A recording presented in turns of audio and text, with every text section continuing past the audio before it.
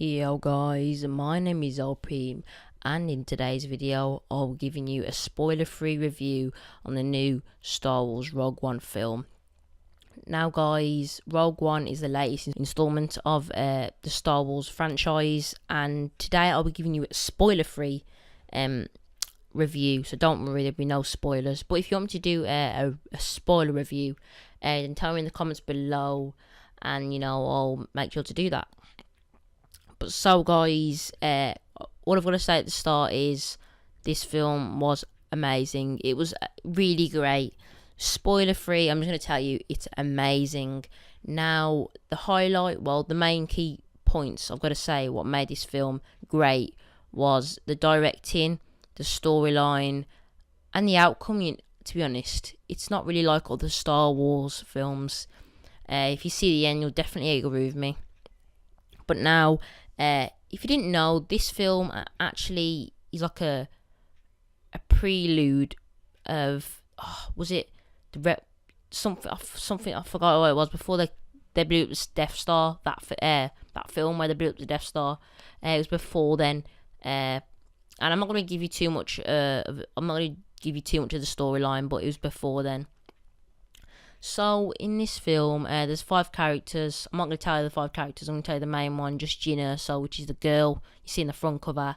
And yeah, I loved her acting. Felicity Jones really did a good job on that. Really did like it, and in my opinion, I'd say it was better than The Force Awakens. As in my opinion, I did not like The Force Awakens.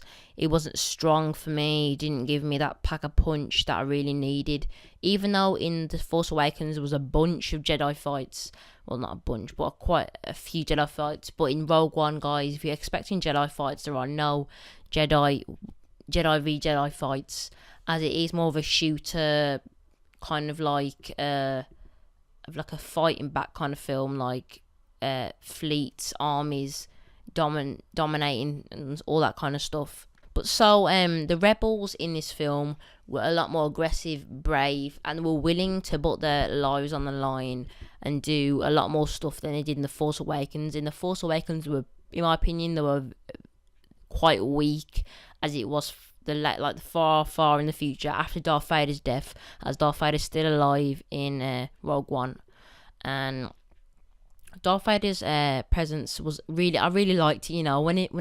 He's like, it was like a scene when you first saw him, like you knew it was him even before he put the suit on. I'm just gonna give you the scene. He wasn't wearing his suit before you see him. Well, kind of. You see him from behind, and you're like, oh my god. And there was these two red guards. It was amazing. You just knew who it was. You didn't even have to hear the iconic breathing. You just knew who it was, and it was absolutely amazing. But yeah, the rebels are a lot more aggressive. They were pretty weak in The Force Awakens, in my opinion. And the Imperials, well, in the New Order in The Force Awakens, were very strong, like the Nazis, quite like the Nazis, in my opinion. But in Rogue One, they were quite not peaceful, but not as aggressive as the rebels were. And this film is literally about hope. It is about hope and believing in yourself, or rebels believe in themselves. And this is really about, in my opinion, there were a lot of planets in this film, actually, in my opinion, like a lot more than I thought there'd be. I think like in The Force Awakens there's like 2 or 3, but in this one was like 5, and it was really cool. You see towns and cities. It gives you back them nostalgic Star Wars memories, and I really liked it. And the Force Awakens rebels, the rebels did feel quite weak, and you don't see that in this film. But yeah, I believe this is better than The Force Awakens, in my opinion, and so are the characters. Each individual character had their own camera time. It's not like one over the other, in my opinion. I did like each one. If I had to say which one got the least camera time, it'd probably be that big guy with the gun. But even then, they all got a lot of camera time, which was really cool. There were 5, so it'd be hard to get them all in. But they did it really well, and they pushed it in nicely. The storyline was perfect. They was on point. It was amazing. I loved. It was the same length as a normal Star Wars film, like 2.5 hours, and throughout the film it got me hooked. Even though the start kind of boring start, but I still really did enjoy it. I was hooked. I loved it. Now the iconic characters like Luke Skywalker isn't in the film, so don't expect him to be in the film. Princess Leia is in the film for a few seconds, so don't get your hopes up for that. R2D2 and C3PO are also in the film for a few seconds, so do not expect them to be in there for a long time. Darth Vader is probably in the film for the most iconic character. Darth Vader's in it, but overall he's not. He's rarely in it, so don't expect him either. But I loved his presence when he was there. It was just amazing.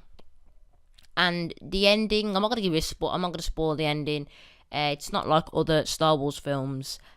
Usually Star Wars films, lives have to be sacrificed, blah blah blah. But Rogue One kind of was unexpected, bit annoying. But I did like the symbol they gave out for the film, like the symbolic message they gave, like hope, and I really liked that.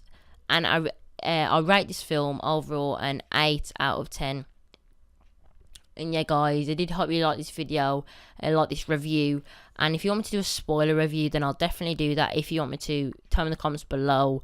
And yeah, guys, I hope you did like this video. Like, subscribe. My name's Zopreme. You guys have been the best. Peace out.